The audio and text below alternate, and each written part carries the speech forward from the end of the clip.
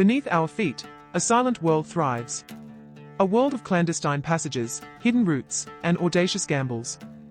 For centuries, the Earth itself has been weaponized, transformed into a conduit for the illicit, a battleground between those who seek to circumvent borders and the forces sworn to protect them.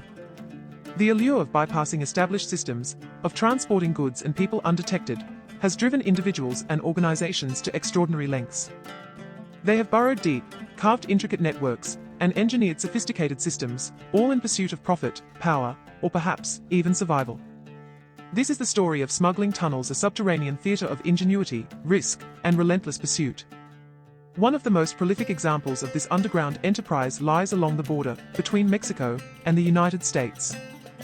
Fueled by the insatiable demand for narcotics in the US, drug cartels have constructed elaborate tunnel systems that rival some of the world's most ambitious engineering projects. These aren't mere holes in the ground. They are often equipped with lighting, ventilation, and even rail systems, allowing for the efficient and clandestine movement of vast quantities of drugs. The scale of these operations is staggering. In 2020, US Customs and Border Protection discovered a tunnel stretching over 4,300 feet from Tijuana, Mexico, to San Diego, California. It included an elevator, drainage system, and high-voltage power lines. It was estimated to be capable of moving tons of narcotics across the border. The construction of such tunnels is a complex and dangerous undertaking. Teams of specialized workers, often recruited from mining communities, are employed to excavate the earth, reinforce the walls, and install the necessary infrastructure. The process can take months, even years, and involve significant financial investment. A single sophisticated tunnel can cost millions of dollars to construct. But the risks are immense. Tunnel collapses, flooding, and detection by authorities are constant threats. The competition between rival cartels can also lead to violence within the tunnels themselves. Despite these dangers, the potential rewards are simply too great for many to resist.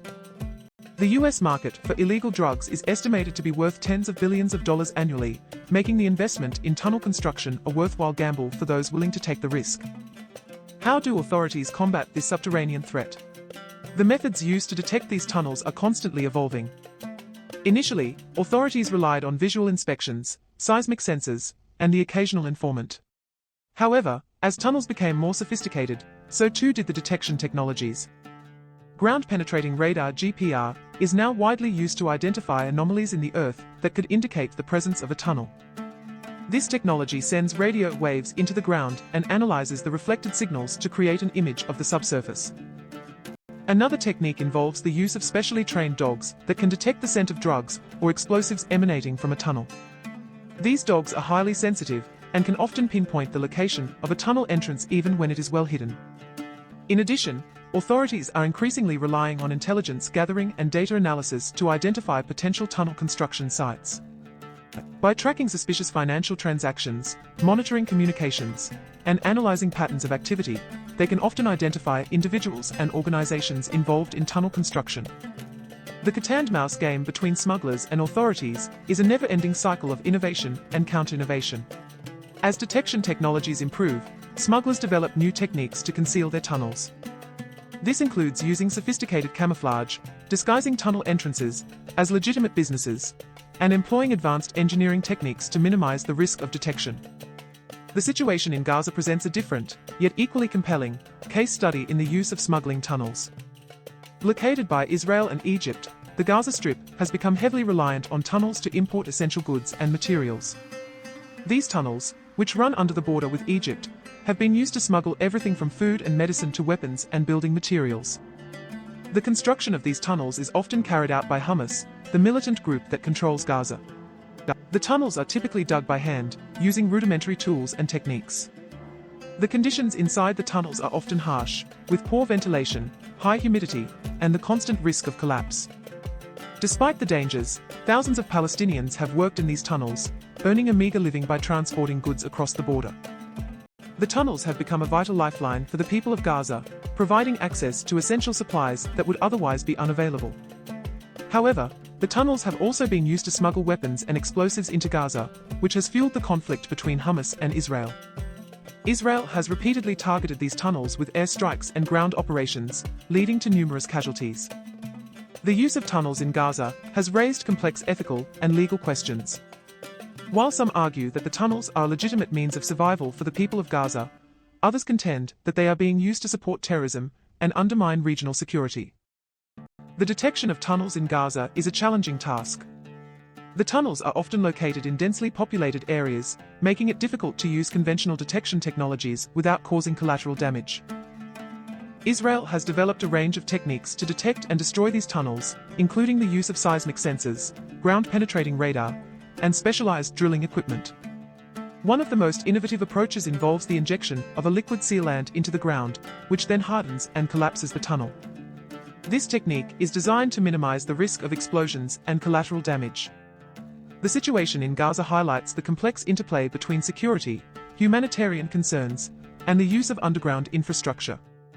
The tunnels have become a symbol of the ongoing conflict and the desperate conditions faced by the people of Gaza. Moving beyond the contexts of drug trafficking and geopolitical conflict, the use of tunnels for smuggling also extends to the realm of precious metals. In South Africa, illegal gold mining is a widespread problem, and tunnels are often used to smuggle gold or out of abandoned or active mines. The scale of illegal gold mining in South Africa is significant. It is estimated that billions of dollars worth of gold are smuggled out of the country each year, depriving the government of much-needed revenue and undermining the legitimate mining industry. The tunnels used for gold smuggling are often located in dangerous and unstable areas. They are typically dug by artisanal miners, known as zama-zamas, who work in hazardous conditions with little or no safety equipment. The zama-zamas often live in the tunnels for extended periods, creating makeshift communities underground.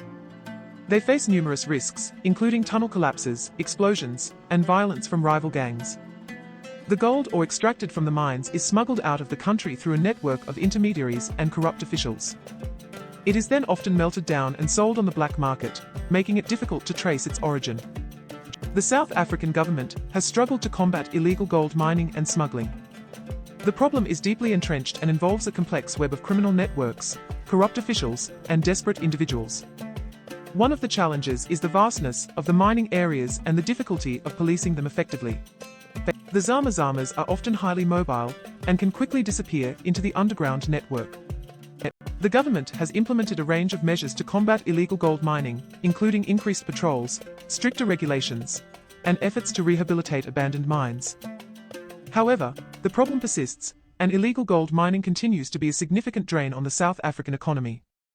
The stories of smuggling tunnels around the world reveal a common thread: the relentless human desire to circumvent restrictions, to overcome obstacles, and to pursue opportunities, regardless of the risks. These tunnels represent a hidden world of ingenuity, desperation, and constant conflict. The techniques used to construct these tunnels are constantly evolving, driven by the need to evade detection and to overcome the challenges of the underground environment. From simple hand-dug tunnels to sophisticated engineering projects, the ingenuity of tunnel builders is remarkable. The detection technologies used by authorities are also constantly improving, driven by the need to protect borders, combat crime, and maintain security. The cat-and-mouse game between smugglers and authorities is a never-ending cycle of innovation and counter-innovation. The ethical and legal questions raised by the use of smuggling tunnels are complex and multifaceted. While some argue that tunnels are a legitimate means of survival or a necessary tool for resistance, others contend that they are being used to support criminal activity and undermine security.